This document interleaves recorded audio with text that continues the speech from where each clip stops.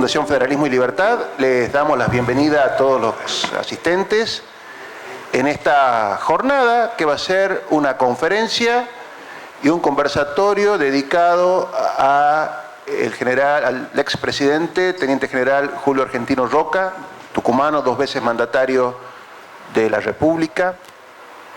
En este mes donde se conmemora o recordamos un nuevo aniversario de su pase a la inmortalidad.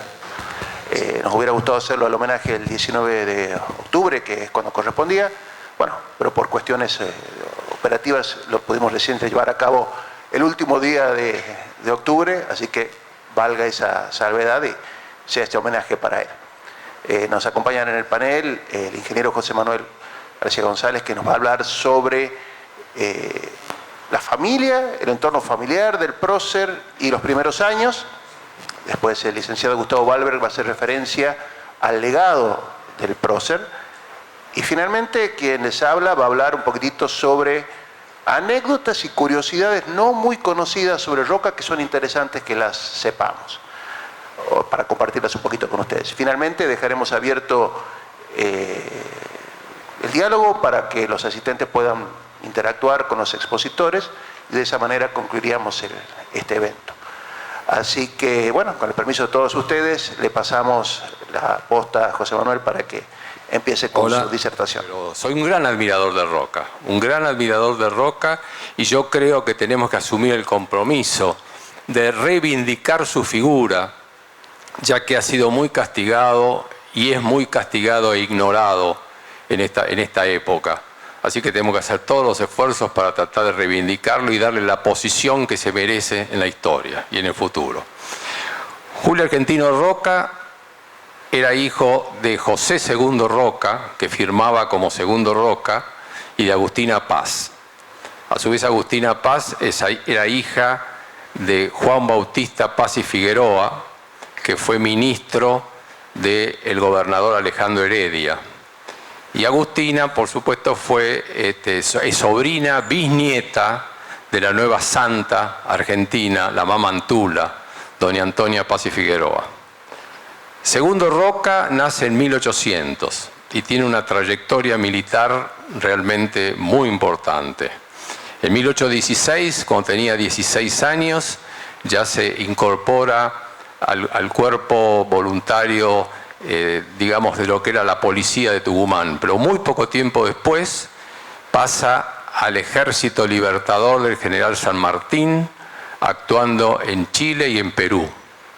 Participa en varias batallas, entre ellas la batalla de Junín, está a órdenes del general Sucre, el general Simón Bolívar lo condecora, se hace amigo de Santa Cruz, que después fue presidente de Bolivia, y terminada la campaña con San Martín, vuelve a la patria y participa en la guerra contra el Brasil.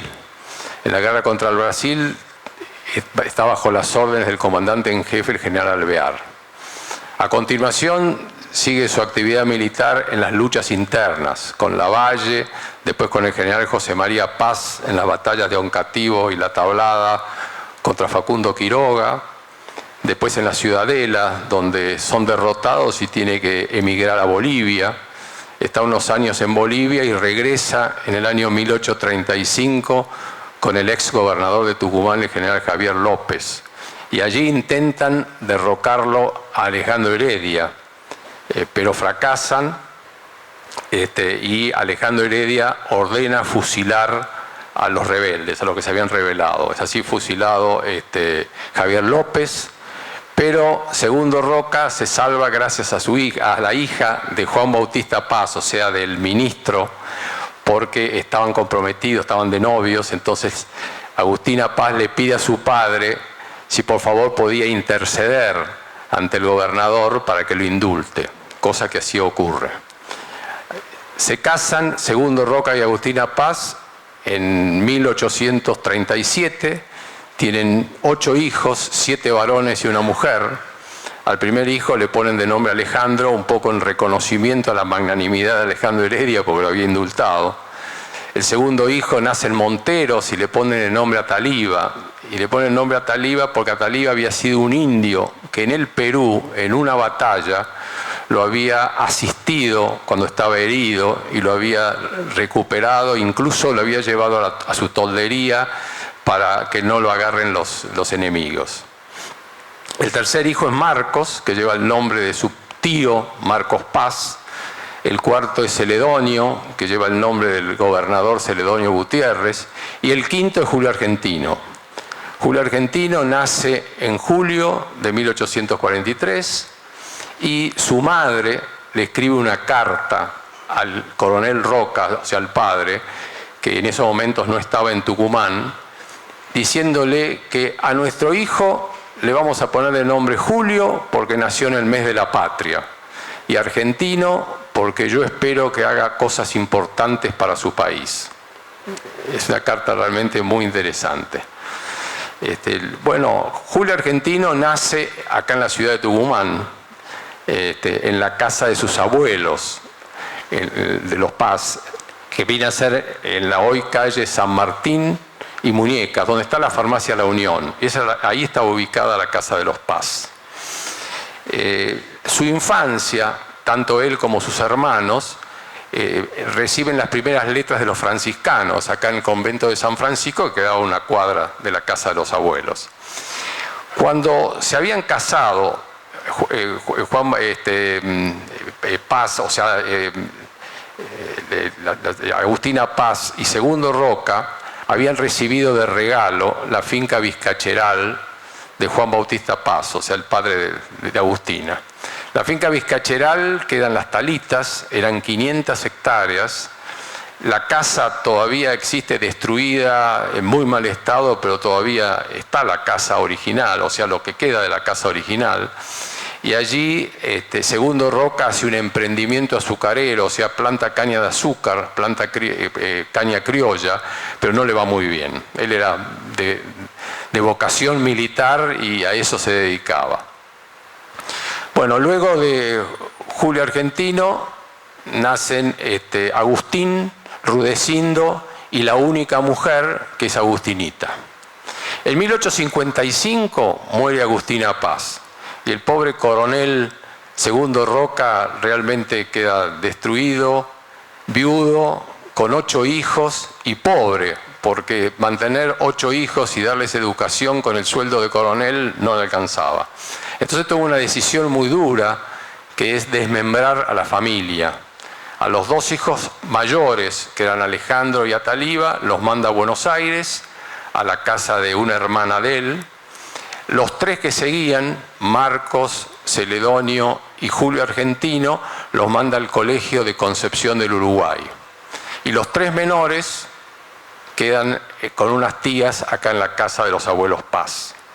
El Colegio de Concepción del Uruguay era un colegio realmente muy, pero muy exigente y prestigioso. En los primeros años tenían las materias básicas, matemáticas, geografía, historia, lengua. Después tenían materias humanistas, latín, francés, filosofía. Y después había una sección del colegio, que era la sección militar, que era optativa. Y ahí es donde se orienta Julio Argentino. Allí recibían instrucción y formación militar. En 1859, el colegio había sido fundado por Urquiza. Y Urquiza en 1859 va al colegio, habla con el director, que era un francés de apellido Larroque, y le dice que necesitaba algunos voluntarios, algunos cadetes voluntarios o estudiantes voluntarios para llevarlos en su ejército. Y Julio Argentino, por supuesto, que acepta y es uno de los primeros en marchar al frente. Y con el ejército de la Confederación, comandado por Urquiza, se enfrentan con el ejército de Buenos Aires, comandado por Mitre, en la batalla de Cepeda. La batalla de Cepeda realmente fue un triunfo de la Confederación. Y yo les voy a leer una carta que está en este libro. Este libro fue hecho por Carlos Roca. Carlos Roca es bisnieto de Agustín Roca, o sea, sobrino bisnieto de Julio Argentino. Y es una carta que le manda Segundo Roca a Urquiza. Y dice: excelentísimo señor presidente de la Confederación Argentina, capitán general Justo José de Urquiza. La divina providencia siempre propicia a la organización nacional. Por la mano de vuestra excelencia acaba de concedernos cuanto precisábamos para nuestro bien. La integridad de la Confederación Argentina y la honrada paz firmada en San José de Flores son resultados precisos de la gran batalla de Cepeda, del coraje y habilidad de los combatientes, pero la abnegación de vuestra excelencia para perdonar a sus enemigos no tiene otro origen que aquel que inspiran un corazón grande, patriota y generoso. Y después dice en la carta: me es muy satisfactorio que mi querido hijo Julio Argentino, de solo 16 años, haya acompañado a vuestra excelencia en su gloriosa campaña de integridad nacional. Y me será tanto más que en su bautismo de fuego haya correspondido al patriótico nombre que lleva y a mis deseos. Esta carta de Segundo Roca fue hecha en Tucumán el 29 de noviembre de 1859. Bueno, después de la batalla de Cepeda, Julio Argentino vuelve al colegio, egresa como subteniente del arma de artillería y en 1861 participa en la batalla de Pavón. Allí en la batalla de Pavón, Urquiza en un momento de la batalla hace retroceder al ejército, hace retirar al ejército, pero el subteniente Roca sigue peleando con su batería de cañones. Entonces un oficial superior se acerca a él al galope, frena su caballo al lado de él y le dice: Julito, retrocede, no te hagas matar inútilmente. Era su padre. Y entonces él lo mira, lo reconoce y le dice: como usted ordene, tata. Una anécdota interesante y muestra, digamos, la hidalguía que tenían esos personajes, realmente sorprendente. Bueno, después de Pavón, Segundo Roca participa con 4 hijos en la Guerra del Paraguay, donde mueren 2 hijos, y él también muere, pero no en combate, sino muere de un infarto en el campamento. Esto fue en 1866. Él tenía 66 años y 50 años de militar. Julio Argentino, después de la Guerra del Paraguay, que ya era presidente Mitre y vicepresidente era Marcos Paz, su tío, se dirige a Córdoba. Allí en Córdoba, primero es destinado en un regimiento en Río Cuarto y después en la ciudad de Córdoba, donde conoce a la que será su mujer, Clara Funes. Con Clara Funes se casan en 1872 y tienen un varón y 5 mujeres, 6 hijos. El varón es Julito Roca. Julito Roca fue una persona muy inteligente, una persona muy capaz y fue de las personas que prácticamente en forma electiva, o sea, a través de la elección popular alcanza casi todos los cargos que puede aspirar un político, porque fue diputado nacional por Córdoba, fue senador nacional por Córdoba, fue gobernador de Córdoba, fue embajador en Brasil, ministro de Relaciones Exteriores y terminó como vicepresidente de la República de Agustín P. Justo en el año 1932. Yo les quiero leer un párrafo de este libro que se llama El hijo de Roca, que fue hecho por Rosendo Fraga, porque realmente nos marca cuál era el espíritu, cuál era, digamos, el pensamiento profundo de esa gente. Y el párrafo dice así: el doctor Julio Roca hijo es electo diputado nacional por su provincia natal, Córdoba, en el año 1904, el mismo en el cual su padre finaliza la segunda presidencia. Tiene en ese momento 31 años. Al padre le habría sobrado poder e influencia política para hacer elegir como legislador a su hijo en 1898, 1900 o 1902. Pero tanto el padre como el hijo consideraron prudente no superponer sus carreras políticas. Es así como el mismo 12 de octubre, cuando el general Julio Argentino Roca finaliza su segunda presidencia, Julito se sienta en una banca del Congreso Nacional por primera vez. Qué bueno sería que los políticos actuales imiten estos ejemplos, ¿no? Realmente. Bueno, después de Córdoba, él pasa a Buenos Aires en el año 1877, era presidente de la República Nicolás Avellaneda, el cual lo nombra inmediatamente ministro de Guerra y Marina. Y en ese momento le presenta Julio Argentino a Avellaneda el proyecto de la campaña del desierto, la conquista del desierto. Avellaneda lo apoya y se presenta el proyecto en el Congreso de la Nación. Y es aprobado por ley, la ley 947, que es sancionada el 4 de octubre de 1878, y acuerdan un presupuesto, o sea, le dan un presupuesto de 1.700.000 pesos oro para equipar el ejército y hacer la campaña al desierto. En los considerandos de la ley, esto creo que es importante, se afirma, entre comillas, la presencia del indio impide el acceso del inmigrante que quiere trabajar. El tema del indio era un tema muy viejo que había empezado en la década de 1830, cuando los indios chilenos mapuches, con el cacique Calfucurá, invaden la Pampa y la Patagonia. Y realmente Calfucurá fue una persona sanguinaria. Le voy a contar acá lo que ha ocurrido. El 8 de septiembre de 1834, el cacique chileno Calfucurá masacró a los caciques de la Pampa. Calfucurá convocó a una gran reunión a todos los caciques y capitanejos de la Patagonia Argentina, los invitó a comer, los emborrachó y los asesinó a todos.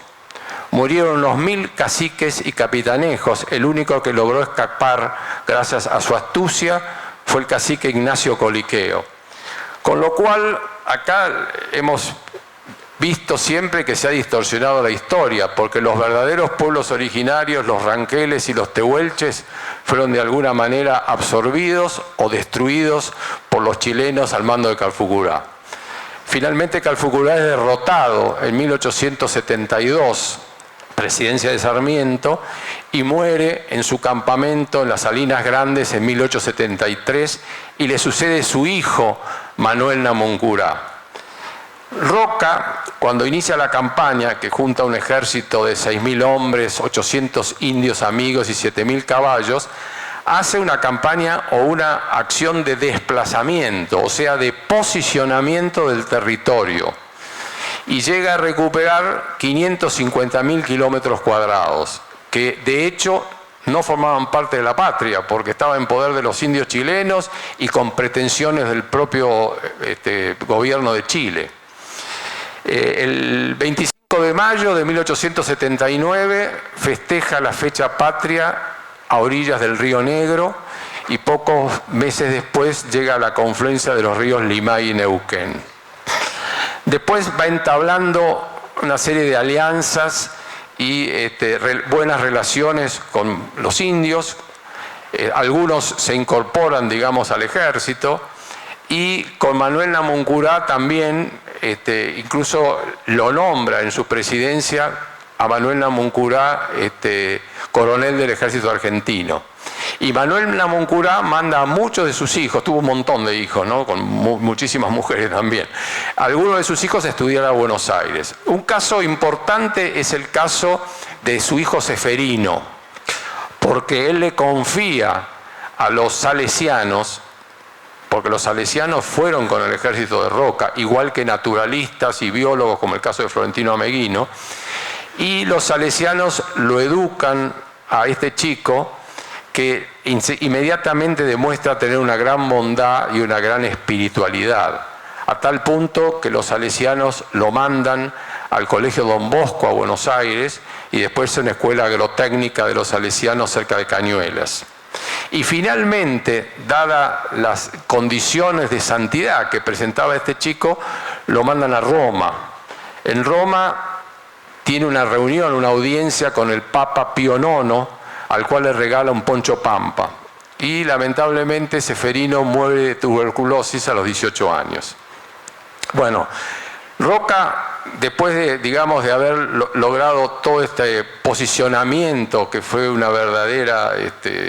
verdadero logro, vuelve a Buenos Aires y ya Juárez Selman y Carlos Pellegrini le estaban tejiendo su candidatura para presidente de la República.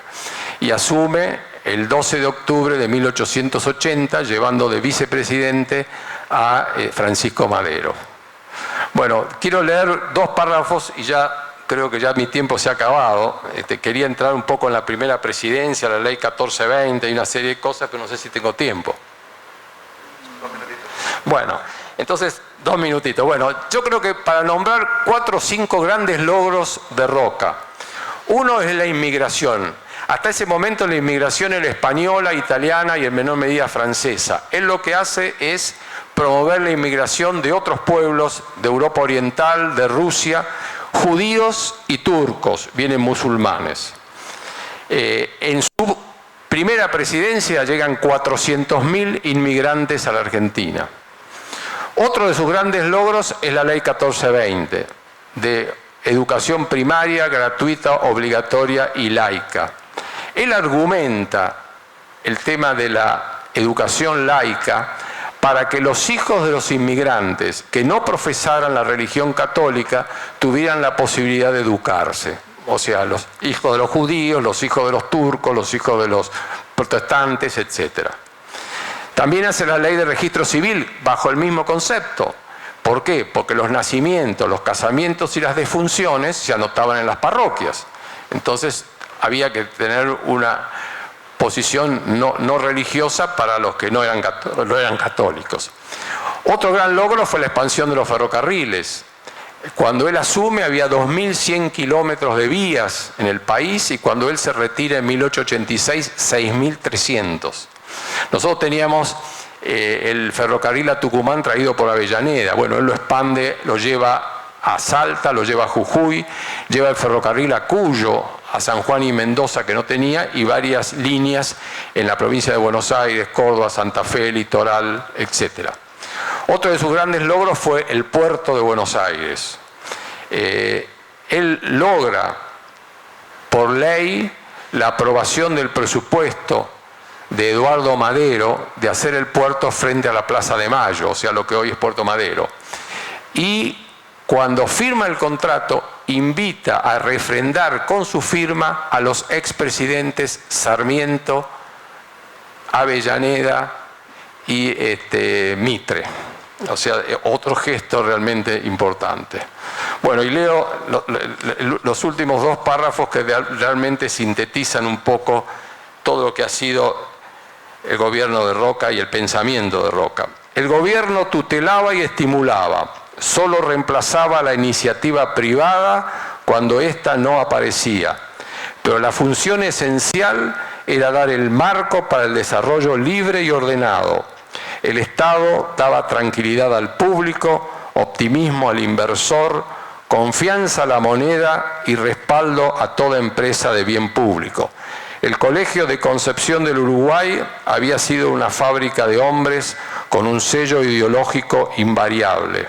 Eran liberales, admiraban el pensamiento de Alberdi, aborrecían el despotismo, creían en la educación y en abrir el país a los capitales. Gracias.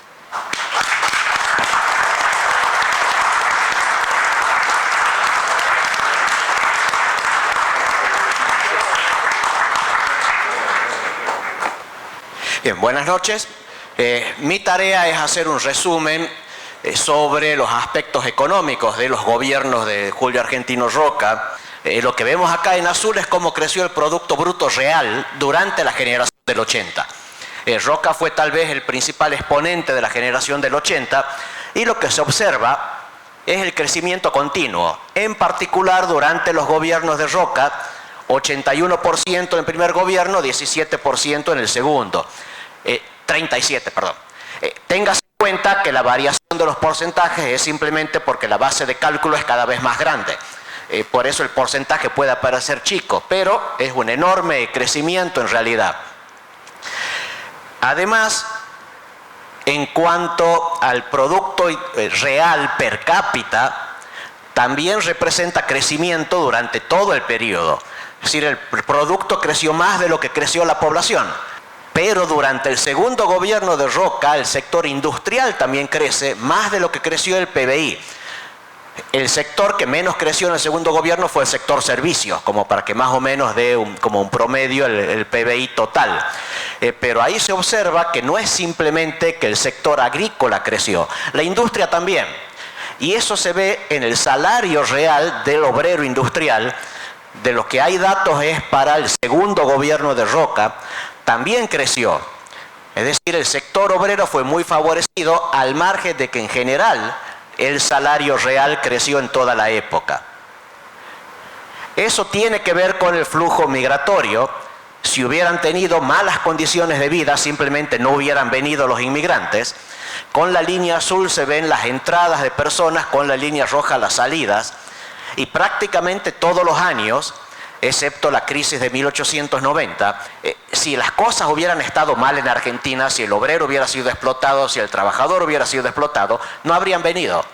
Este es un ejemplo típico de voto con los pies. Es una manera en economía que tenemos de expresar cómo se apoyan o se pierde apoyo a los gobiernos. La gente se queda con los gobiernos que lo favorecen. Cuando no lo pueden apoyar en las urnas o quitarle el apoyo en las urnas, pues lo apoyan o le quitan el apoyo, quedándose o yéndose bajo sus gobiernos. Así que es una buena demostración de que en el nivel internacional la Argentina tenía atractivo. Hubo expansión de la red ferroviaria, como dijo recién Manuel, 130 y pico por ciento en el primer gobierno, 20 y pico por ciento en el segundo, en un crecimiento prácticamente continuo de la red durante toda la generación del 80. ¿Qué pasó con la actividad económica como emprendimientos empresarios? Y acá hay una pequeña lista de algunas empresas creadas en la época que todavía existen. No, por supuesto, no con los mismos dueños, no necesariamente la misma nacionalidad de los capitales, pero Fábrica Argentina de Alpargatas, Compañía General de Fósforos, Quilmes, Bodegas Arízula, Vascongada, Molinos Río de la Plata, son algunos de los nombres. Claro, ¿y qué pasa con las importaciones en una economía que era abierta?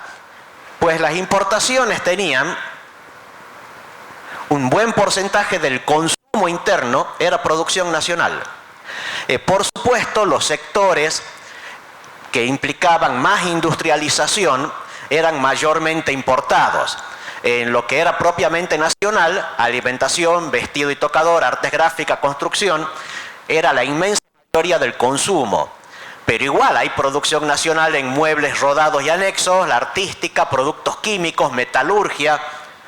No era para nada menor el crecimiento que tenía la industria.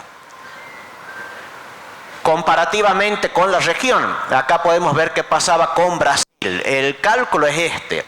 Año a año, en el promedio de 3 años, se compara el producto per cápita de Argentina con el producto per cápita de Brasil. Si el de Argentina es mayor, el cociente da mayor que 1. El 1 es la línea morada. Si el Producto Interno per cápita de Argentina crece más rápido que el de Brasil, la línea va a ir subiendo. ¿Qué es lo que se observa? Durante la generación del 80, pues le sacó años luz la Argentina al Brasil. Con España e Italia es algo similar. La proporción es menor, pero claramente Argentina crece más que estos países.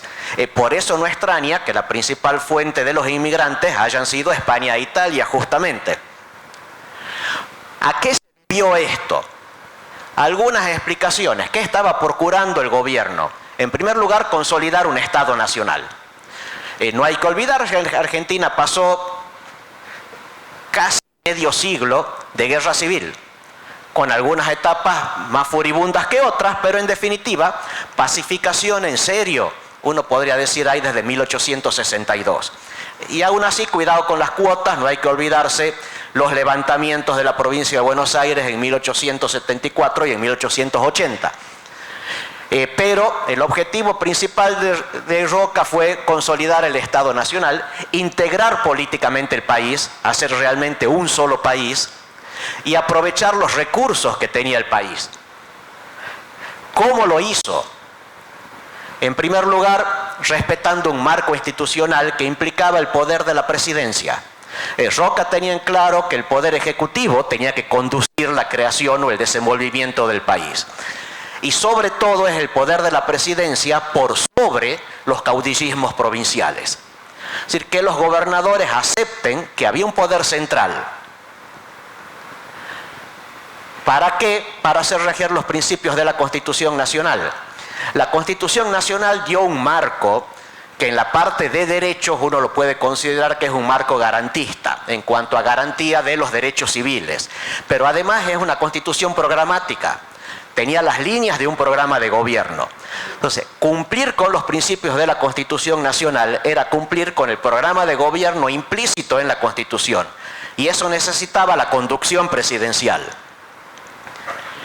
Tiene mucho que ver en esto la llamada cláusula del progreso, que hoy quedó en el inciso 18 del artículo 75, en cuanto a qué le corresponde hacer al Congreso de la Nación. Y ahí estaba el otorgar concesiones, garantías y ayudas a la inversión extranjera, a la creación de empresas. La extensión de la red ferroviaria fue la aplicación práctica de la cláusula del progreso. En términos económicos, para quien maneje algo de la jerga, era un caso de externalidades positivas. Necesitaba aliento del gobierno para que esas cosas funcionaran y eso fue parte de la tarea presidencial. La integración al mundo es el otro pilar, la otra idea fuerza del gobierno por dos motivos. Una, provisión de recursos. Clásicamente en economía decimos que los recursos productivos básicos son tierra, trabajo y capital. Bueno, en Argentina había tierra, no había ni trabajo ni capital. Eso tenían que venir de afuera. La manera que vinieran era estar integrados al mundo. Por eso todas las garantías dadas por la Constitución, por eso las políticas de búsqueda de inmigrantes para fomentar la llegada de mano de obra, por eso las garantías dadas a la inversión extranjera para que llegara el capital. Y eso implica además asignación eficiente de los recursos. Es decir, ¿cómo hacemos para que la tierra sea aprovechada realmente en lo que más valor genera? Pues integrarla a un mercado. Y el mercado que había era el mercado mundial. Argentina por sí misma no era nada. Vamos, en el primer censo nacional del 1869 daba 1 millón y chirolas de habitantes. Es decir, imagínense, menos habitantes que los de Tucumán en prácticamente la mitad del territorio argentino. Durante las presidencias de Roca se duplica la extensión de Argentina prácticamente. Así que la densidad demográfica era bajísima. ¿Cómo aprovechar toda la tierra que tenía Argentina? Pues integrándola al mundo para que entren en los mercados. ¿Cómo se hizo eso desde el gobierno? En primer lugar, resultado primario de la administración. Se ven muchos años con déficit, unos pocos años con superávit. En la segunda presidencia de Roca se ve superávit, pero superávit primario. El resultado financiero es negativo. Si uno computa gastos más intereses, la generación del 80 fue esencialmente deficitaria. Ahora, ¿eso era bueno o malo? Ya vamos a ver. ¿Qué pasó con la deuda pública? Estable, un poco más arriba del 20% del Producto Bruto durante la primera presidencia de Roca, descendiendo durante la segunda a partir de los picos en los que lo había dejado Juárez Celman. Y parte del descalabro de la crisis del 90 en Argentina fue el exceso, la burbuja financiera que se armó en el país. Parte de eso es el pico de deuda con respecto al PBI. En parte también caída del PBI durante un par de años. ¿Qué dice la Constitución sobre el financiamiento? Ya que hablé del déficit financiero que había y la deuda.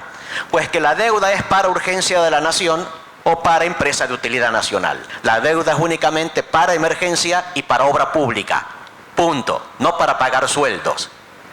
Pues aparentemente la deuda se usó bien, porque hubo endeudamiento con crecimiento del país, sobre todo en muchas obras de infraestructura. Así que los saldos esos deficitarios que se habían visto antes fueron bien usados. que es la clásica también, es recomendación casera. No se trata de tomar deuda, sino para qué se la toma. Es más o menos también como cuando hacen el planteo, que algunos abogados amigos se me han quejado de no entenderlo, que nunca entendieron la diferencia entre un problema financiero y un problema económico. En realidad es fácil. El problema financiero es cuando tenés que pagar hoy y no tenés plata, pero la vas a tener mañana. El problema económico es cuando tenés que pagar hoy, no tenés plata y tampoco la vas a tener mañana. Entonces, claro, cuando hay problema financiero te prestan porque uno zafa, ya va a llegar el ingreso. Cuando hay problema económico te prestan únicamente si se invierte el dinero. No sé si lo gasta en gasto corriente. Aparentemente la generación del 80 lo gastó bien. Para destacar acá dos reformas monetarias importantes que se hicieron durante presidencias de Roca. La primera, la ley 1130 de 1881, que implica la unificación monetaria. Un detalle con respecto a esta ley, nunca fue derogada. Esta es la ley que crea el argentino oro, que iba a tener una cantidad fija de monedas que se iba a acuñar. Es decir, no iba a haber exceso de emisión de dinero, por lo tanto no iba a haber inflación. El argentino oro, como no fue derogado, es moneda legal todavía. Recuerden, la idea de que una ley posterior deroga la ley anterior es una cuestión doctrinaria que los jueces la aplican, pero no es un principio general. Hasta que alguien no se queje, las dos leyes valen. Hasta que alguien se queje, perdón, las dos leyes valen. El día que se quejen, lo más probable es que el juez resuelva a favor de la ley nueva. Mientras tanto, las dos rigen. Mientras no haya conflicto, listo. De hecho, con este argentino oro de 1881, la ley de navegación fue reformada en el año 2017 y se le incorporó al artículo donde las indemnizaciones por daños causados en navegación se establecen en pesos argentinos oro. Creo que 160 argentinos oro es el tope. Y este año hubo un fallo por una presunta estafa donde el demandante reclama indemnización en dólares y el juez contestó que el dólar no es moneda de curso legal en Argentina, por lo tanto la indemnización se fija en argentinos oro. Implícitamente está diciendo que es una moneda de curso legal, habría que preguntarle, pero bueno. Al margen, en parte de esto se apoya gente como Carlos Rodríguez o Emilio Campo para decir que si se dolariza la Argentina, en realidad no se viola la Constitución. Porque mientras existe el argentino oro, hay moneda nacional, y mientras el Banco Central fije la cotización como hace cada 3 meses, está cumpliéndose la Constitución. Me parece que es medio gambetearla la Constitución, pero bueno, valga al menos el del caso. Hubo como 6.300.000 monedas de 5 pesos argentinos oros acuñadas, no sé cuántas subsistirán, pero cada moneda está valuada actualmente en 114.000 pesos. Con respecto a la otra ley, la de 1899, es una ley de conversión que mejora el funcionamiento de la caja de conversión de 1890, impulsada por Carlos Pellegrini, e implicó además que cesó el financiamiento de la autoridad monetaria al gobierno nacional. Fueron medidas antiinflacionarias, si se lo quisiera ver así. ¿Qué pasó con la emisión? Bueno, por supuesto que creció, lo que no es extraño. Mientras una economía crece, depende del método de generación de moneda, la cantidad de dinero puede estar creciendo también. Se observa una pequeña baja fruto de la reforma de 1899 durante el segundo gobierno. Pero la monetización de la economía, que puede ser una buena señal, reitero, según los motivos, sí ocurrió. ¿Qué ocurrió a partir de la generación del 80? Para ir cerrando, ahí está el Producto Interno Bruto de Argentina comparado con el resto de América Latina. Una linda caída que comienza alrededor de la década del 30. Es decir, veníamos creciendo mientras la generación del 80 mantuvo su participación en el poder. Se creció también durante los primeros gobiernos radicales. No hay que olvidar algunos detalles. Edgardo Zablosky, por ejemplo, profesor de la Universidad del SEMA, hizo un análisis de los gabinetes de Hipólito Yrigoyen y de los presidentes anteriores. Yrigoyen tenía un gabinete con más socios del Jockey Club y de la Sociedad Rural de los que había tenido Figueroa Alcorta. De hecho, Yrigoyen era terrateniente, no hay que olvidarse. Y la política ganadera de los primeros gobiernos radicales fue continuidad de la política ganadera de los gobiernos anteriores. Por eso no extraña tanto que haya habido cierta continuidad en el ritmo de crecimiento. Un poco al margen de lo de Roca, pero vale la pena para aclarar. La caída esta que se observa desde la década del 30 se corresponde con una caída en el índice de calidad institucional de Argentina, que hizo como tesis de maestría una egresada de la Facultad de Ciencias Económicas de la UNT. Hay un pico de caída en el golpe de 1930, algún pequeño inicio de estabilidad, en parte tiene que ver en esto la creación de un banco central independiente del gobierno, que era un banco central mixto, de hecho había participación privada en él, y desde los comienzos de los 40 otra caída. Recién se recupera la calidad institucional con el regreso de la democracia hace 40 años. No es extraño tampoco que coincida la evolución del Producto de Argentina con esta investigación, con los resultados de esta investigación. ¿Qué pasó con respecto a España e Italia? Y bueno, pues ellos empezaron a crecer más que nosotros. Ciertamente el crecimiento de ellos se ve en la caída de las líneas que representa el cociente entre Argentina y los otros países. Sobre todo comienzan a crecer más que Argentina después de la Segunda Guerra Mundial, lo que es obvio, sobre todo en el caso de España, que tuvo una situación de guerra civil, tuvo una dictadura, pero la dictadura también implicó una apertura a Europa sobre los finales del gobierno de Franco. Lo importante es que perdimos el ritmo. Tiene que ver en esto también la apertura de la economía. Sumando exportaciones más importaciones con respecto al PBI, esa apertura fue cayendo con algunos años excepcionales, pero en general Argentina se despegó del mundo. De paso también con esto de aperturas o no aperturas, durante el gobierno del general Videla, el porcentaje de importaciones sobre el Producto Interno Bruto representaba el 6%. Durante el gobierno de Carlos Menem, el 9%, el 9 o el 12, por ahí. Durante el gobierno de Cristina Fernández, 22%. Así que si vamos a aperturas al mundo y esas cosas, no se olviden, el gobierno de Cristina Fernández fue mucho más abierto que el gobierno del general Videla. Si vamos a entrar a cursar de nos ofrecemos al mundo, nos vendemos al mundo. En realidad lo que hubo fue aumento de la competitividad de la economía a medida que se fue abriendo, que es otra historia. ¿Por qué progresó Argentina durante la generación del 80 en general y en particular durante los gobiernos de Roca? En primer lugar, seguridad jurídica. La vigencia de la Constitución implicó seguridad jurídica. Ojo, seguridad jurídica en términos relativos, no es algo que se pueda medir objetivamente, depende de las épocas, depende de los países. Como un ejemplo fuera de este cronograma, el decreto 2284 del 91, el de desregulación de la economía, firmado por Carlos Menem, fue un decreto que derogó leyes. Uno lo ve así en seco y dice eso es totalmente atentatorio contra la seguridad jurídica. En realidad fue al revés. Eran tan malas las leyes derogadas que la seguridad jurídica aumentó. Por un mecanismo, no de lo más limpio que digamos, pero mejoró. De cómo era la Argentina de fines del siglo XIX, comienzos del XX. A ojos de hoy, un desastre. Muy baja participación ciudadana en las elecciones, por supuesto, nada de participación femenina, por supuesto, fraude.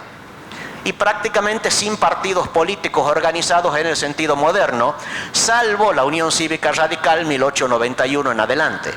Para ojos de la época, era prácticamente el paraíso político. Hay un autor, que en un libro muy bueno, en muchos detalles, excepto en uno, que adjudica el crecimiento de la generación del 80 a un boom de precio de los commodities agrícolas a fines del siglo XIX.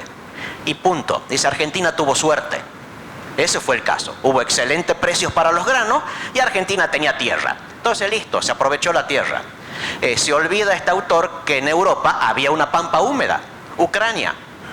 Sin embargo, los inmigrantes vinieron a la Argentina, los capitales vinieron a la Argentina a miles de kilómetros de distancia, en vez de simplemente moverse un poco por Europa. Alguna diferencia había. La Ucrania estaba bajo el gobierno del zar de todas las Rusias, gobierno despótico, autoritario. Argentina tenía una república, una constitución garantista, con las ramas de gobierno funcionando, con un código civil, con un código penal, con una Corte Suprema en funciones. Y me parece a mí que era una diferencia relevante y que ayude a explicar el crecimiento de la época. Dentro de eso está la vigencia de los derechos de propiedad, que en parte la campaña del desierto ayudó a consolidar al eliminar una amenaza a la propiedad privada como era el malón, que llegaba hasta las alturas del norte de la Córdoba actual. No es simplemente una cuestión patagónica. Eso estaba en el marco del respeto por la Constitución Nacional, la integración al mundo y la idea básica, como resaltó también José Manuel, de que es el sector privado el que genera la riqueza. En combinación con el Estado, por supuesto, que es el que genera las condiciones para que el sector privado pueda actuar y producir la riqueza. Pero esos fueron los principios básicos de la generación del 80, a los que Roca ayuda a consolidar. Y a mí al menos me parece que podrían seguir siendo principios válidos en la actualidad. Muchas gracias por la atención.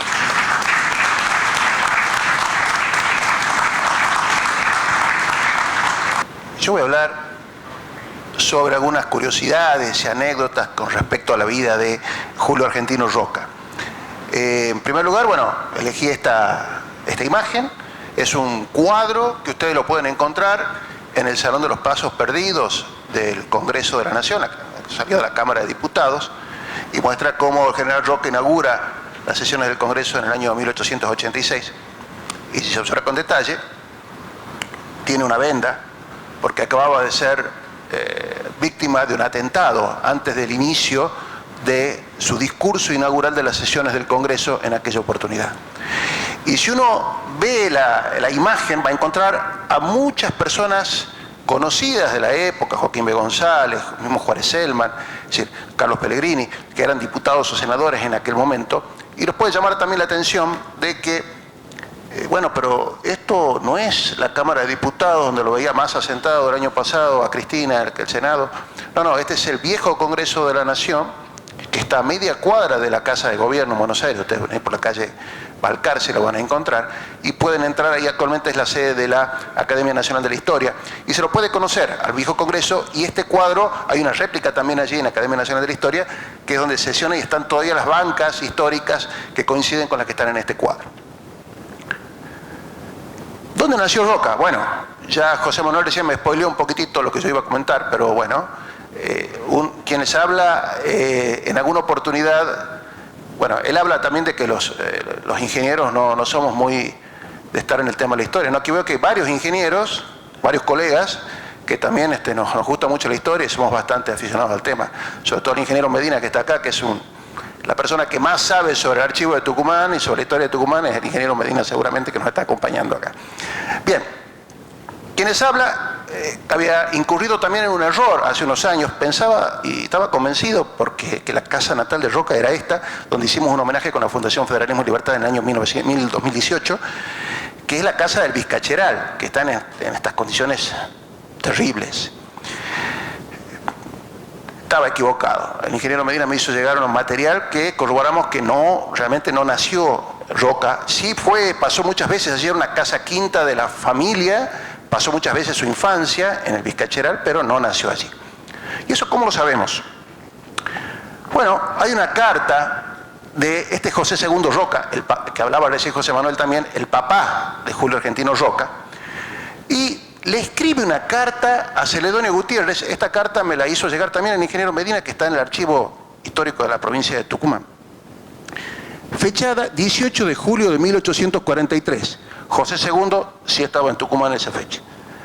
Y él pone, fíjense, debe haber sido paradójico para él escribir: viva la Confederación Argentina, mueran los salvajes unitarios, cuando él era unitario, pero bueno, tenía que mantener esa formalidad para no enfrentarse con el gobernador de ese entonces, que es este señor que está acá, que es Celedonio Gutiérrez. Hoy mismo me voy al Vizcacheral a hacerse entregue el gateado. Bueno, él mismo decía, no estaba en el Vizcacheral y estaba acá en Tucumán y se iba para el Vizcacheral. ¿Qué día? El 18 de julio de 1843. Anoche, después de decirle una serie de comentarios a Celedonio Gutiérrez, dice: Agustina dio a luz a un hermoso granadero. Dígnese pues vuestra excelencia disponer de este nuevo, miren cómo escribía nuevo, soldado, como del mejor afecto, de su atento y súbito afectísimo amigo que besa su mano, Segundo Roca. Es decir, Roca, el día 18 de julio, le está diciendo a Celedonio Gutiérrez, estando él en Tucumán, que anoche Agustina dio a luz a un hermoso granadero, Julio Argentino, que nació el 17 de julio de 1843. Y si se estaba yendo para el Vizcacheral, evidentemente nació acá, porque él estaba acá, y él se iba a Vizcacheral, por lo tanto, el lugar de nacimiento era San Miguel de Tucumán. Primera prueba.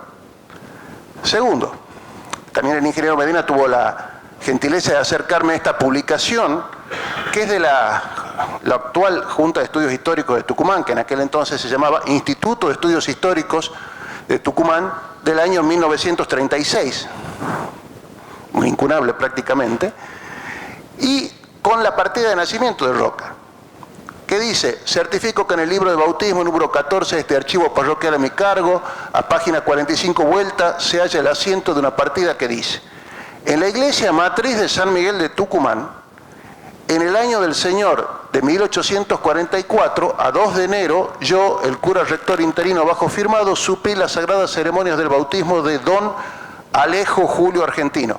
El nombre oficial de Julio Argentino Roca era Alejo Julio Argentino, de acuerdo a su partida de nacimiento.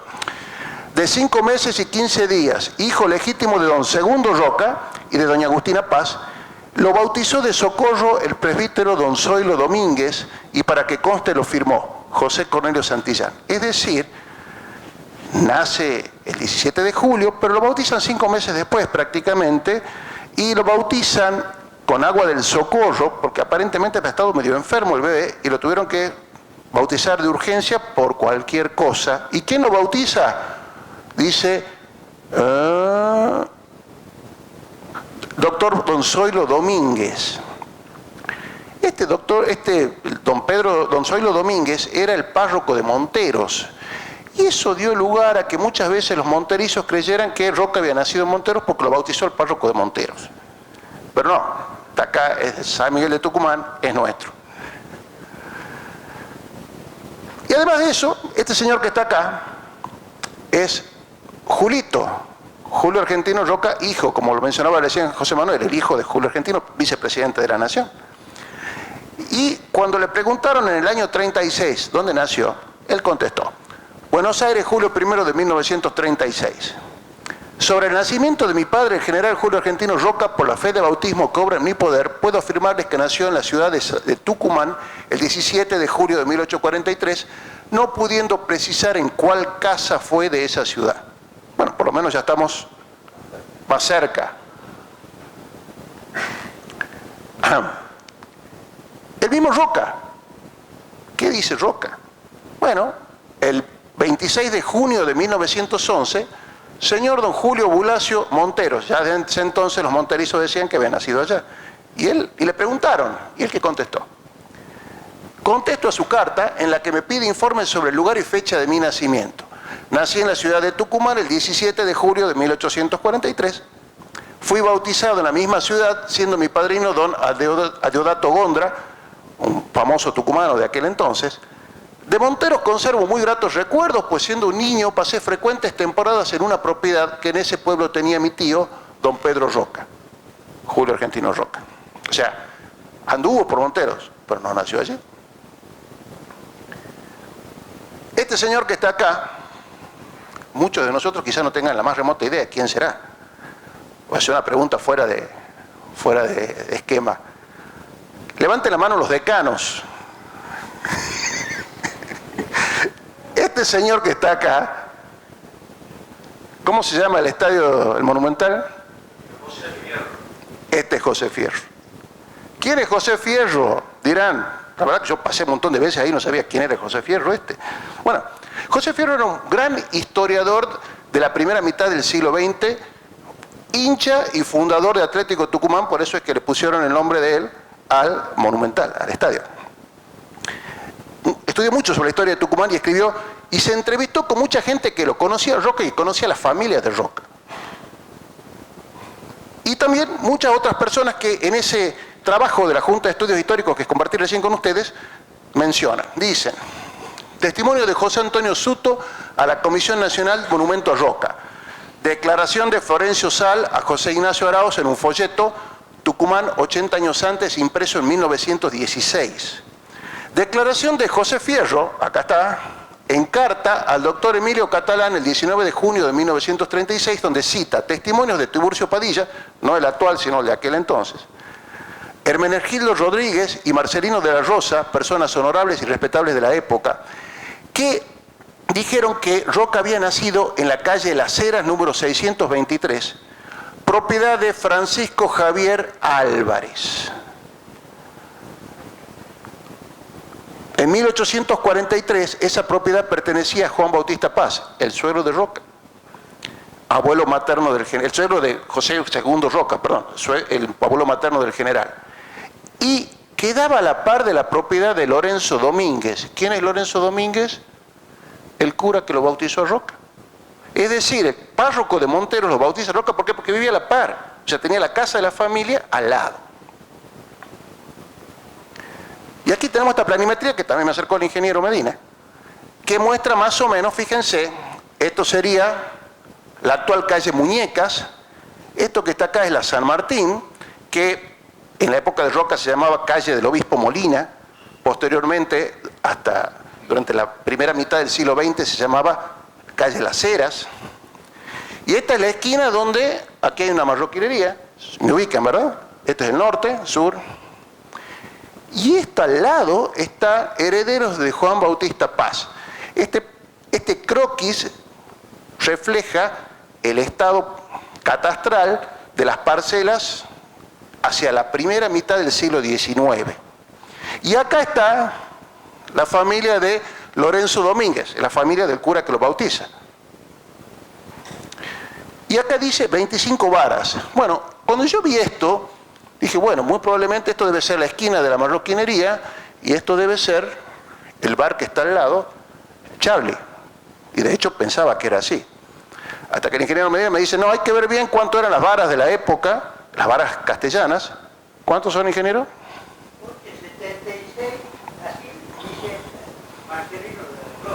8,76. Casi 90 centímetros, eran las varas castellanas de la época porque no existía el sistema métrico decimal en aquel entonces. Bueno, sigamos. Entonces, después estaba este otro croquis de la segunda mitad del siglo XIX, donde esta sería la parte de la marroquinería, este es el bar, Charlie, y esto es la farmacia La Unión. Y hoy, si uno entra a Google Earth y mide, y se mantienen exactamente las mismas proporciones que figuran en la planimetría del siglo XIX, la marroquinería, el bar, porque la propiedad del cura que lo bautizó a Roca se dividió en algún momento, y esto pasa a ser propiedad de Francisco Javier Álvarez. En algún momento los descendientes de Juan Bautista Paz le vendieron, y esto que está acá, la extensión de 14,389 metros, es exactamente la dimensión del edificio de La Unión. La Unión tiene un edificio, está la farmacia a la derecha y a la izquierda hay otro local comercial, y esas mediciones, contándolas en varas, las varas castellanas, da exactamente el mismo valor que el que tenían en la época de la colonia, con lo cual sí podemos asegurar que donde hoy está la farmacia Unión, todo ese predio es la casa natal de Roca, que pertenecía, como decíamos bien, a la sucesión de Juan Bautista Paz. Y todo lo que es la parte de, bueno, acá está, todo lo que es la parte de la marroquinería y el bar Charlie, todo esto era la casa del cura que lo bautizó, que después se subdividió. Por eso yo primero pensaba que era esta la casa originaria de Roca, y así lo transmití a algunos amigos, pero después, viendo la planimetría y midiendo cómo eran las varas, es esto que está acá. ¿Ah? En la farmacia, exactamente. Todo este edificio que está acá era la casa de los Paz en aquel entonces. Bueno, José Manuel también avisó, nos comentó que Roca había concurrido a estudiar en la escuela de San Francisco, la más antigua del país, que hoy es el Colegio San Francisco, que estaba en la otra cuadra donde están los franciscanos, ¿no? Y hemos conseguido acceso también a esta hoja membretada cuando Roca ya era presidente, en el julio 19 de 1886, él se dirige al padre guardián del convento de San Francisco y le dice lo siguiente, fíjense, es muy interesante. Reverendo padre guardián del convento de San Francisco, Fray Miguel García, reverendo padre, recibí oportunamente la carta que se ha servido usted dirigirme pidiendo mi cooperación para la construcción del templo y reparación del convento de San Francisco de Tucumán. Una constante que tuvo este convento en toda su historia es que había que hacerle permanentemente reparaciones y arreglos hasta el día de hoy. Ustedes han visto cómo está. La escuela se caía permanente, siempre había que estar haciéndole algo y eso fue una constante. Yo escribí un libro sobre ese tema, sobre la historia del convento, y realmente es verdad. Y él había ido ahí, le tenía mucho cariño y parece que los franciscanos le habían ido a pedir un subsidio, algo como para arreglar eso. Ese establecimiento. Reconozco perfectamente los honrosos antecedentes de ese establecimiento en el pasado y los servicios que en épocas difíciles ha prestado a la enseñanza. Y me es grato con tal motivo enviar a usted mi firma contra el Banco Nacional por la suma de 2.000 pesos nacionales, con que deseo contribuir particularmente a esta obra piadosa que ustedes llevan a cabo. Aprovecho esta ocasión para saludar a usted con mi más distinguida consideración y este es el dorso de la esquela y cómo termina de Julio Argentino Roca, firmado como presidente de la Nación. Así que bueno, esta es una pieza también para ustedes. Roca y Lola Mora. Bueno, todos conocemos esto, ¿verdad? Obra de Lola Mora. Resulta que en realidad todos le decimos que es la Estatua de la Libertad, pero no es la Estatua de la Libertad, es la Estatua de la Independencia. Tal es así que Lola Mora la terminó en Italia, la trajo para Tucumán y la idea era colocarla, no donde está ahora, sino colocarla en la casa histórica. En ese momento la casa histórica no era como ahora, se había demolido todo, era como una especie de patio grande a la entrada y la idea original era colocarla a la Estatua de la Independencia ahí en el patio donde está la casa histórica, como para darle la bienvenida a los visitantes. Cuando llega Lola Mora y va a ver el lugar de emplazamiento, no le convenció, dijo, no, esto no sirve, acá no puede estar, esto además nos va a lucir. Y tenía razón, tiene que estar en otro lugar. ¿A dónde? Y bueno, empezó a ver, no, tiene que estar en la plaza principal, en el medio. Pero hay un gran problema. ¿Cuál es el gran problema? Que ahí estaba ocupando ese lugar una estatua, que es la estatua de Belgrano, que hoy está en la plaza Belgrano. Y bueno, hay que sacarla, lo mandemos a Belgrano con la plaza Belgrano y acá pongamos la estatua de la Independencia. Y bueno, pero ¿qué vamos a hacer con esto, no?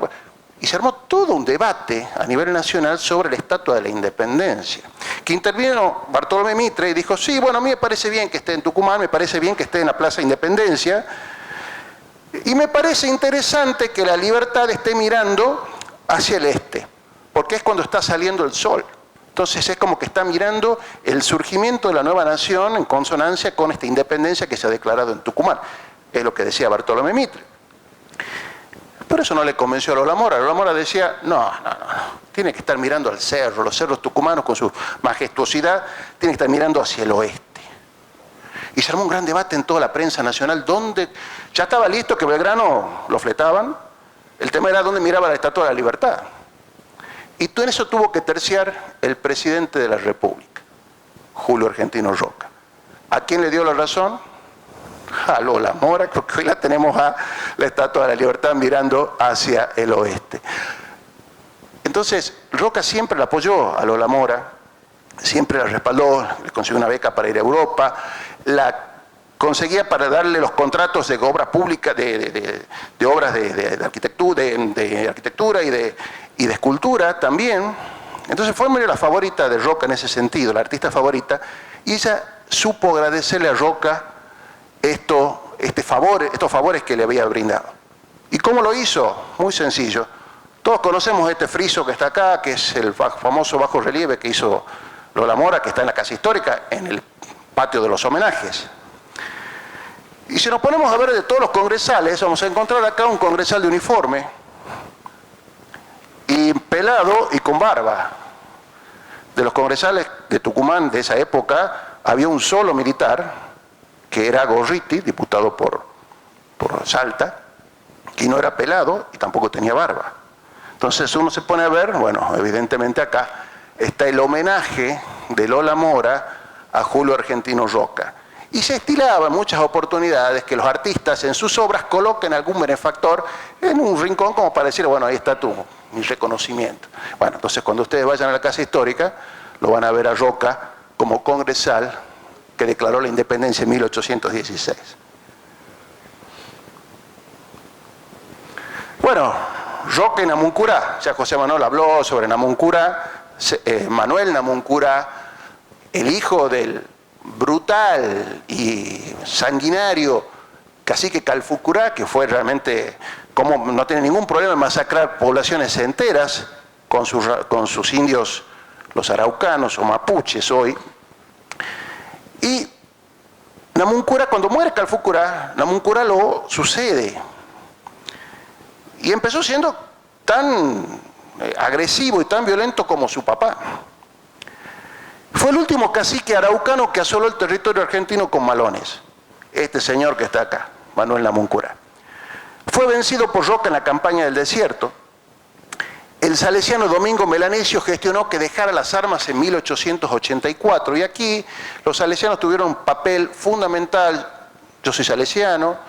Conocemos José Manuel me pidió que contara esta anécdota que las tenemos referenciadas en el colegio, de Don Bosco y los salesianos y la Patagonia, que dicen que Don Bosco, en un sueño que tuvo en Turín, en Italia,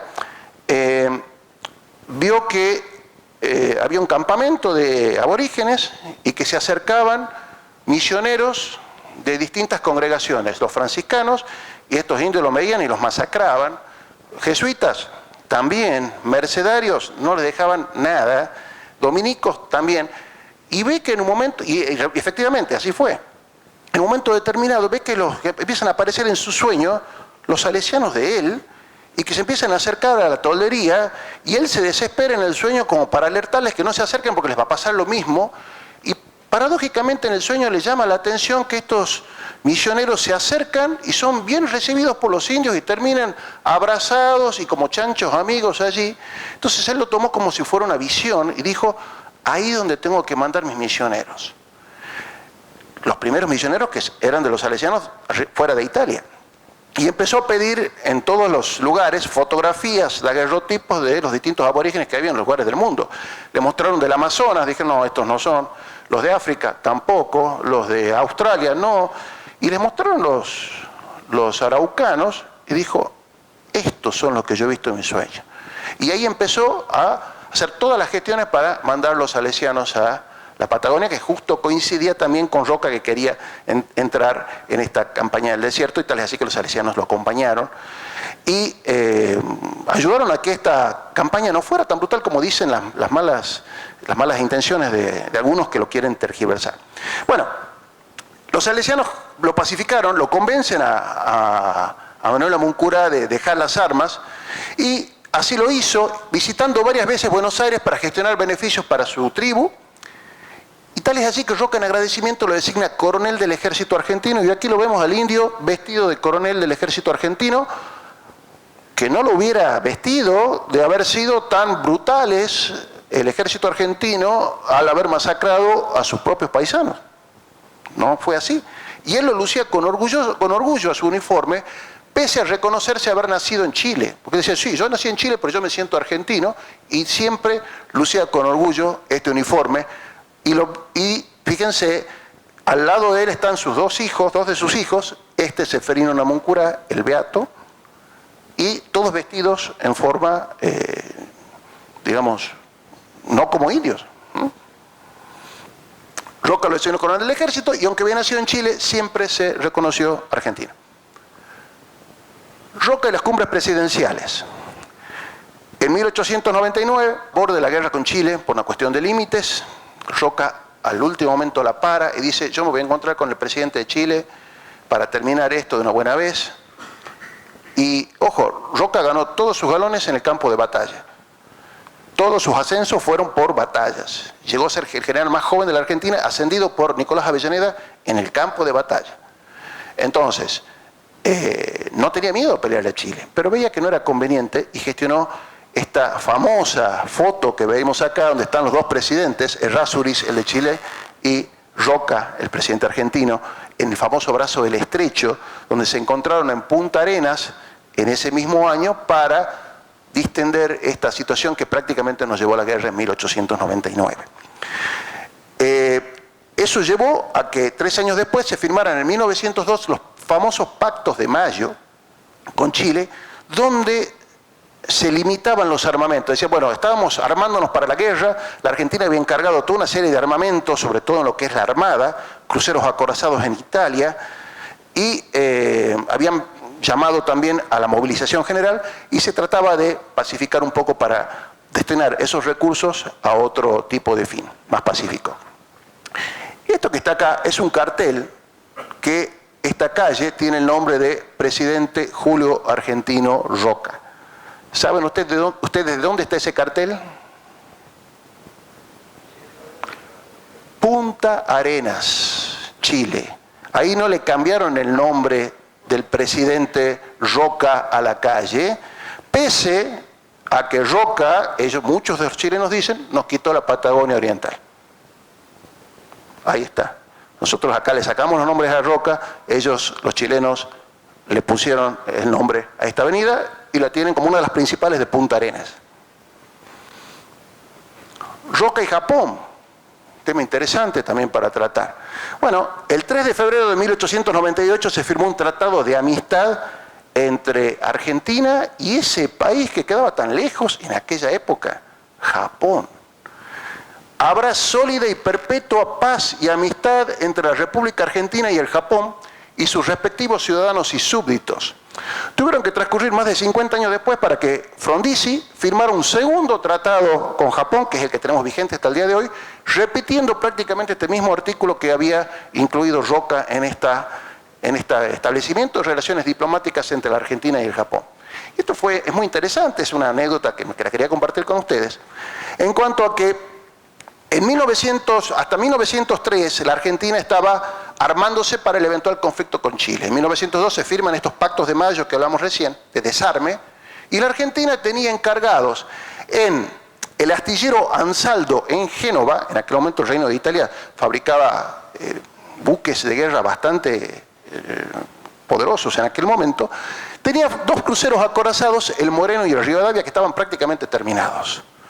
Pero con los Pactos de Mayo, bueno, ya no los podemos traer porque se iba a volver a armar el lío con Chile, y Chile también tenía otros buques armados en Inglaterra y con esto los desarticulaban. ¿Qué hacemos con estos 2 barcos que están allá? Problema. Aparecen los japoneses y vienen y dicen, los queremos nosotros. Bueno, pero Rusia no quería que Japón tuviera esos buques, porque Rusia ya estaba en vísperas de tener algún enfrentamiento con el Japón en el Pacífico. Entonces, en forma completamente sigilosa y secreta se efectuó esta tratativa de venta por $1,5 millones de libras, hoy no sé cuánto sería eso, que el gobierno argentino lo recibió en el mayor de los secretos, y los buques terminados en Italia, los cruceros acorazados, el Rivadavia y el Moreno, se entregaron al Japón, tuvieron que ir por todo el Mediterráneo, pasaron el canal de Suez, el Mar Rojo, y de allí se dirigieron hacia Japón para llegar a Japón a principios de 1904. Cuando llegó a Japón se los renombró como Nishin al Moreno, ya que Nishin en japonés es Japón adelante, y al Rivadavia le pusieron Kasuga, que quiere decir sol de primavera. Acá vemos en esta imagen el Kasuga, el crucero acorazado Rivadavia nuestro, con la bandera de la Marina Imperial japonesa. El Kasuga y el Nishin fueron los dos buques principales con los que Japón a los pocos meses destrozó todas las flotas rusas en el Pacífico. La flota rusa que vino después del Mar Negro también le fue lo mismo, y la que vino del Báltico también, y entre 1904 y 1905 Japón batió a Rusia en forma impresionante con el aporte de estos 2 barcos que se los vendió el gobierno argentino. Por eso es que los japoneses nos quieren tanto, los argentinos tienen tanta simpatía por este feeling que tenemos con ellos, y gracias al cual pudieron ganar la guerra ruso-japonesa de 1904. Lo agarró el invierno en la isla Orcadas del Sur, en la isla Laurí. comandante del barco era un escocés, William Spears Bruce, que se ve obligado a pasar el invierno y a poner una estación meteorológica en las Islas Orcadas del Sur, con lo que podía del barco, del Scotia. Con el verano, con el deshielo, consigue liberarse y se va hasta Buenos Aires a reaprovisionarse y se encuentra con gente del gobierno argentino y dice, bueno, ¿qué voy a volver yo a las Orcadas? Che, ahí he dejado una estación, ¿no la quieren comprar? Roca, visionario, dice, sí, esta es la nuestra. Tenemos que comprar esas instalaciones y de paso es un acto, primera vez de soberanía de la Argentina en la Antártida. Entonces, se la vendió en 5.000 pesos de aquel entonces, las instalaciones de esta estación meteorológica escocesa, ¿no? Y en decreto de Roca del 2 de enero de 1904 acepta ese ofrecimiento y el 22 de febrero de 1904 se izó la bandera argentina por primera vez en la Antártida. Es el Día de la Antártida Argentina y la base argentina de Orcadas es el establecimiento permanente más antiguo de la Antártida. Y la Argentina a partir de ese momento es el reclamo territorial. El primer país que hace un reclamo sobre la Antártida con ocupación permanente es la Argentina gracias a Julio Argentino Roca. Bueno, estuvo muy de moda este otro tema, ¿no? Roca de la Iglesia, por el tema de la ruptura de las relaciones y todo lo demás. ¿Qué pasó realmente? Bueno, hasta ese momento, ya poco José Manuel habló de este tema, la Iglesia manejaba lo que era el matrimonio, los registros matrimoniales, las partidas y sobre todo mucha injerencia en la educación, porque la mayoría de los establecimientos educativos eran manejados por la Iglesia, que el Colegio de San Francisco, y si no por el Estado, pero con mucha injerencia de la Iglesia. Entonces Roca emite 3 normas, 3 leyes, que fueron quizás tomados con mucha sensibilidad por la Iglesia. La ley de matrimonio civil, la ley de registro civil y la ley, la 1420 de educación laica, obligatoria y gratuita.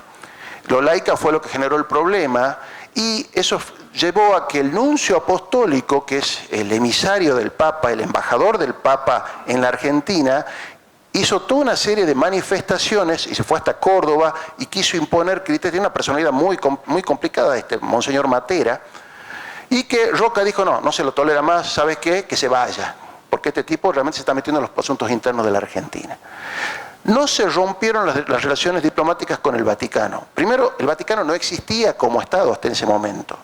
En ese momento, hasta la época de Pío IX, existían los estados pontificios, viene la unificación de Italia, el Papa se refugia en el Vaticano, pero no tenía Estado, y todo el territorio de los estados pontificios se ha absorbido por el Reino de Italia. Entonces, recién en 1929, con los pactos de Letrán, allí ya nacerá nuevamente el Estado del Vaticano, la Ciudad del Vaticano. Entonces, los nuncios eran como emisarios personales del Papa, no como emisarios de un Estado, porque no había Estado. Entonces, se le dio el pasaporte y se lo despachó al nuncio, y se le explicó, este es el Papa de aquel entonces, León XIII, que en realidad no se rompían relaciones con la Iglesia, no con el Vaticano, sino que no queremos este nuncio, mande otro. Evidentemente, León XIII hizo causa común con el nuncio y no le quiso mandar ningún otro nuncio de nuevo a la Argentina, y las cosas quedaron así. Eso fue hasta que la segunda presidencia de Roca, por influencia también de los salesianos, que tenían muy buen feeling con Roca, a pesar de esta ruptura que hubo con la Iglesia, se consiguió restablecer nuevamente las relaciones a nivel de nuncio. El Papa de aquel entonces nuevamente manda en el segundo gobierno un nuevo nuncio y se restablecen las relaciones. Roca y el fútbol, Roca futbolero, ¿no? Bueno, sí, Roca fue el primer presidente futbolero, el primer presidente que le gustaba el fútbol y era hincha de un equipo, muy a mi pesar, porque yo soy de Independiente, ¿no? Pero bueno. Ahí está. Tuvo uno de los primeros carnets de socios de Racing Club.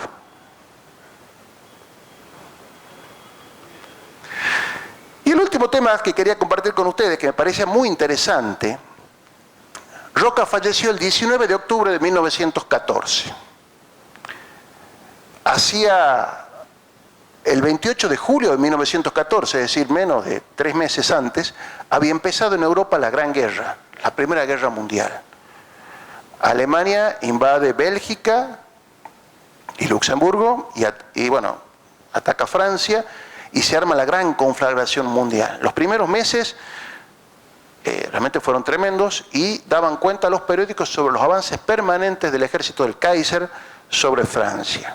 En ese contexto, Roca es cuando al poco tiempo fallece, pero estaba bastante lúcido y leía los periódicos, leía las noticias que le llegaban y analizaba.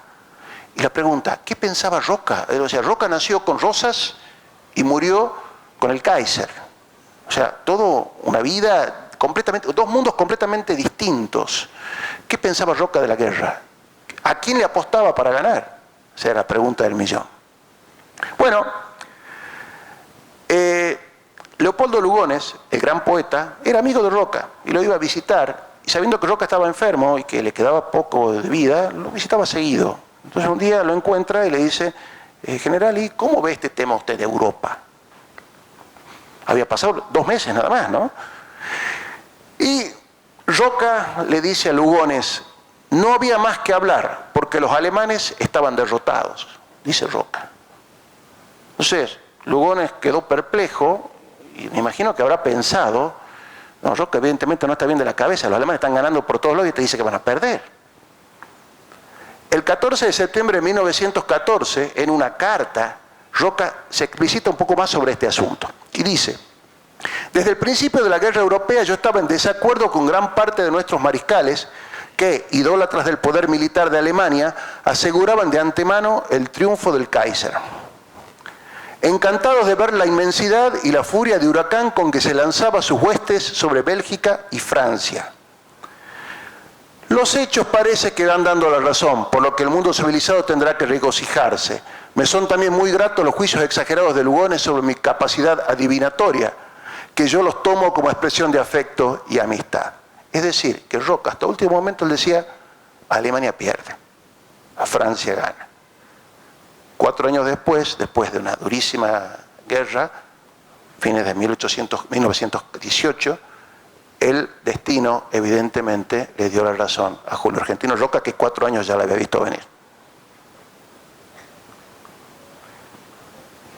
Muchísimas gracias, espero que les haya gustado. La Constitución Nacional se aplicaba relativamente según convenía a la parte de los que quedaban de caudillaje o de opiniones diferentes. Y que una de las cosas que logra Roca es que la Constitución se aplicara tal cual estaba pensado por Alberto. ¿Qué opiniones me dicen ustedes de eso? Bueno, a mí me parece que parcialmente es correcto, es la parte de la consolidación del Estado Nacional, que si bien es cierto no empieza con Roca. Un buen ejemplo es la represión al levantamiento de los López Jordán en Entre Ríos, que implicó entre otras cosas el asesinato del general Urquiza. Es la represión del gobierno nacional para ordenar las situaciones provinciales, que es el uso concreto de un ejército nacional aprovechando las instalaciones de las vías del ferrocarril para que el gobierno nacional reprimiera situaciones internas. Eso fue un paso muy importante en la consolidación del Estado Nacional por sobre las provincias. Así que es parte de la idea de Roca fue consolidar eso. Era la visión de que sin el Estado Nacional el país no iba a salir adelante y para eso tenía que ordenar las situaciones provinciales. Pero fue una cosa paulatina, no es simplemente que Roca lo hizo, Roca tal vez haya sido el principal actor, pero mucho tiene que ver también la aplicación de la Corte Suprema, los fallos de la Corte Suprema por sobre las disposiciones provinciales, que había de todo tipo.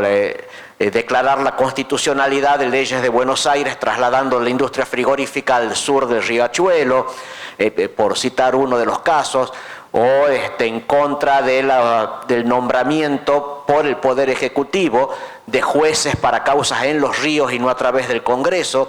Fue bien paulatino, pero sí, fue todo un proceso, reitero, tal vez Roca haya tenido el papel principal por lo que implicó de la consolidación de un Estado federal fuerte, de un gobierno central fuerte, pero reitero, no es solo Roca. Yo voy a hacer un aporte con respecto a eso. Si nos ponemos a ver la historia, hasta Roca, todos los presidentes tuvieron enfrentamientos civiles, todos. Hubo levantamientos de caudillos y paradójicamente la presidencia de nuestro comprovinciano Nicolás Avellaneda arranca con una guerra y termina con una guerra, con levantamientos que son infracciones a la Constitución Nacional.